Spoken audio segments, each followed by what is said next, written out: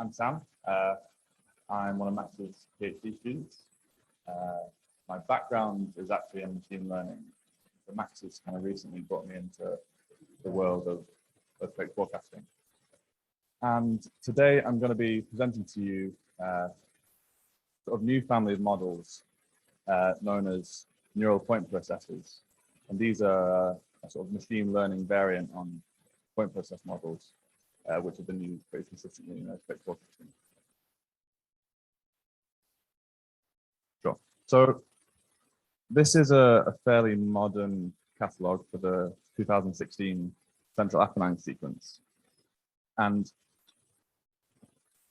yeah, sort of the pink coloring indicates the events that were included in the original catalog by the INGV that was created shortly after the sequence in 2016. And indicated in black here, we have the additional events that have been found through machine learning methods, such as PhaseNet, which is an algorithm for detecting sort of arrival time. And this is a pretty stark example of what machine learning has brought to the problem of earthquake detection and catalog generation. However, we're still yet to see this sort of leap in performance in earthquake forecasting. So, you know, the increase in the size of this catalog is about a factor of 10. So there was roughly 90,000 events in the original INGV catalog, and this is now 900,000 in this new catalog.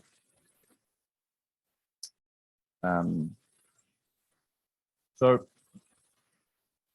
point process models have been a pretty dominant force in earthquake forecasting, particularly with the ETAS model, which is defined by its conditional intensity function, and there's a specific form for the intensity function, and it's a function with parameters, and we can learn the parameters through fitting it to observed data.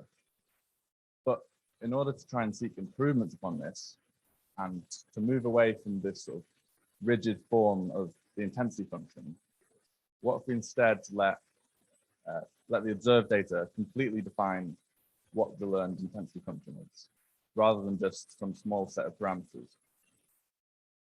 And this is the premise of neural point processors.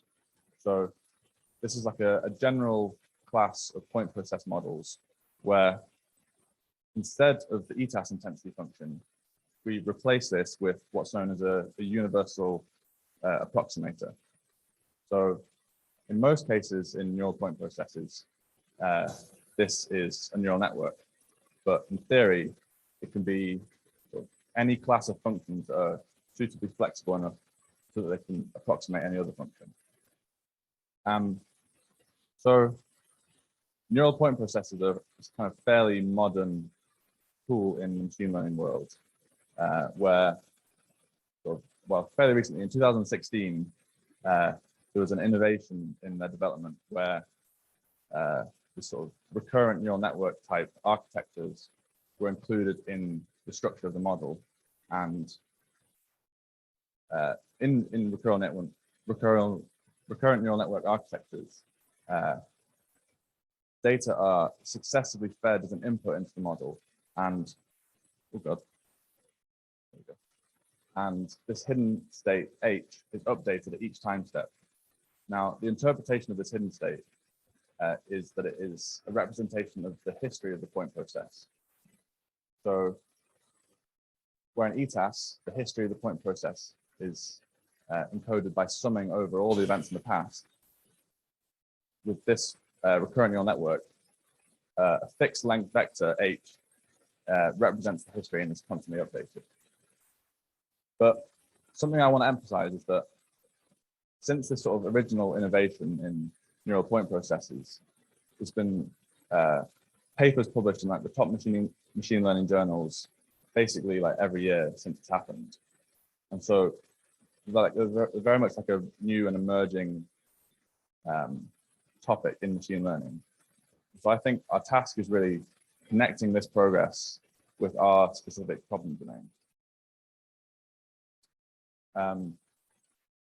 So So I said that we can use a universal approximator such as a neural network in place of the ETAS intensity function, but we can actually model different aspects of point processes with a neural network. So for example, we can choose to model the density or the compensator, which is the integral of the intensity function. But specifically in my work, we use a neural network to model the cumulative hazard function. But all of these sort of model constructions will define the neural point process. And what's more, with neural point processes, we can also construct predictive magnitude distributions, which not only sort of relax this sort of functional form of the Gutenberg-Richter law, but we can also relax assumptions such as stationarity or sort of independence from the past. So we can seek to learn sort of fully complex, like time history dependent magnitude distribution. So before sort of testing our model on any real data, we need to verify that it's sort of suitably expressive enough to fit to some synthetic data. So we can simulate data from the ETAS model. And what we find is that with our learned intensity function from the neural point process, we can suitably fit to unseen ETAS data. But what's most promising is that the time it takes to train this neural model over ETAS is far superior.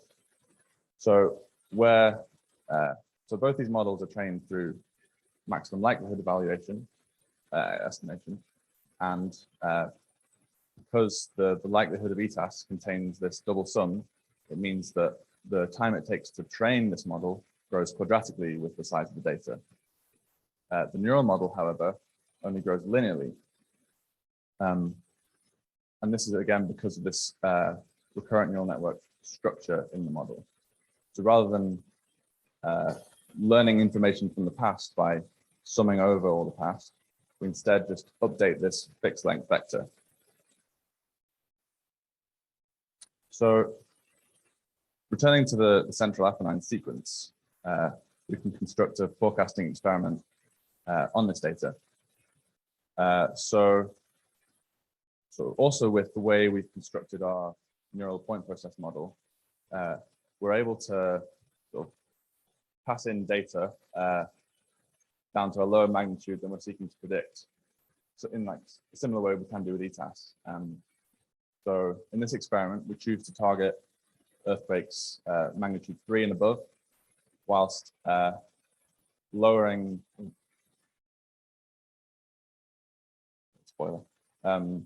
whilst lowering this parameter mcut, which is the threshold of the input catalog. And we use all the events prior to the Norcia earthquake as the training data, and we test on the remainder of the catalog.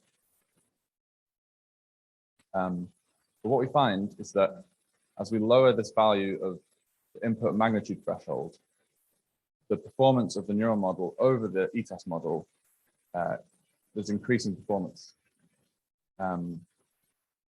So naturally, as we lower this magnitude threshold, we're exposing both of the models to an increasing amount of data and increasingly into the lower magnitude range.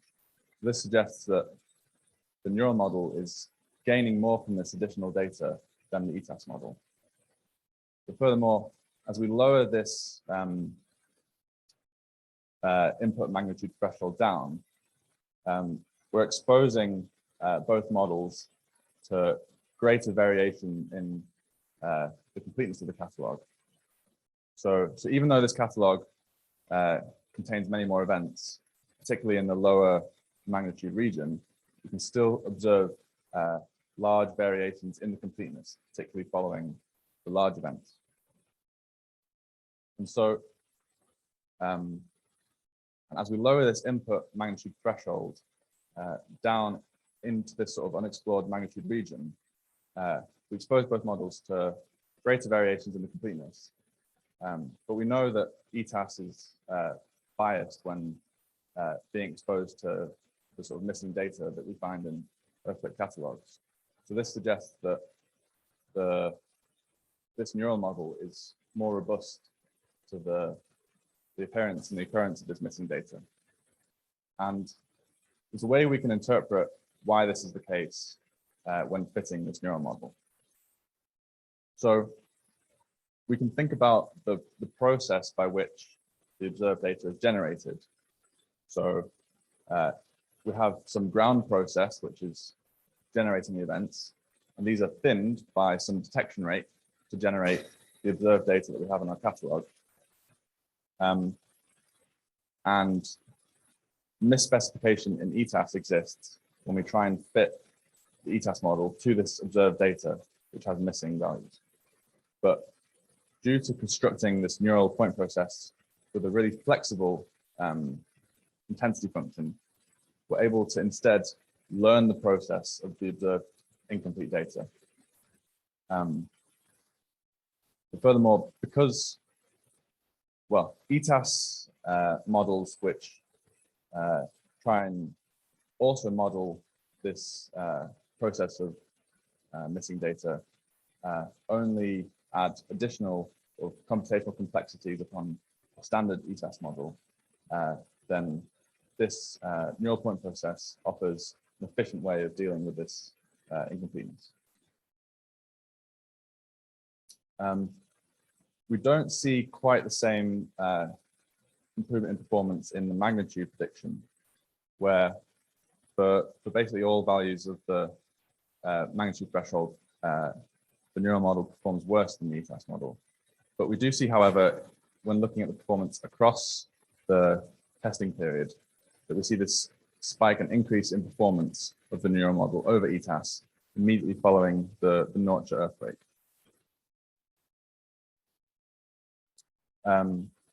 So these neural point processes are very new family of models. And I kind of believe that if we learn to use them, they'll become part of our forecasting sort of toolkit. And yeah, well, hopefully I've been able to convince you somewhat that that is the case. I will have a poster at the meeting in a couple of days' time. So if you want to chat more to me about this, then I can happily talk you through it a bit more.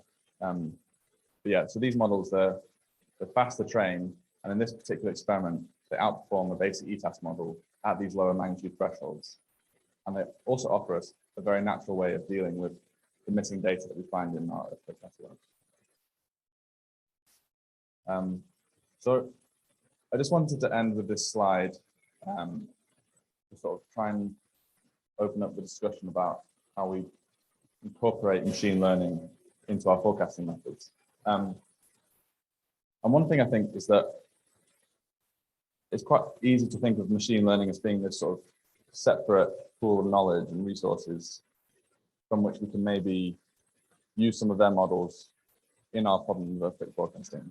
But I think if we try and incorporate like machine learning principles and strategies within our own framework of models, we'll actually be able to gain more insight into how these models work. And so yeah, so my background's in machine learning. So throughout my PhD so far, a lot of my time has been spent trying to understand the existing models and the problems with the data set. That's what most of my time has been spent doing. But if like there are existing benchmark data sets and benchmark models or pre-trained benchmark models, then it would sort of remove a barrier for other people from the machine learning community trying to come into this problem space. But also, I think having existing sort of pre-trained benchmark models, when we sort of have these in place, we'll have results from experiments with them, and in doing this, we immediately communicate the actual forecasting goals we want when using these models. So there's choices to be made in terms of what our forecasts look like. Do we want daily forecasts, likelihood scores, for like what magnitude thresholds?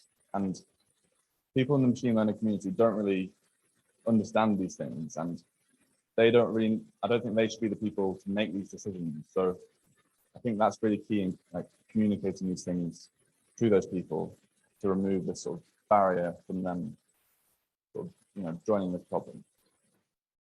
And yeah, that's all I have to say. So thank you very much.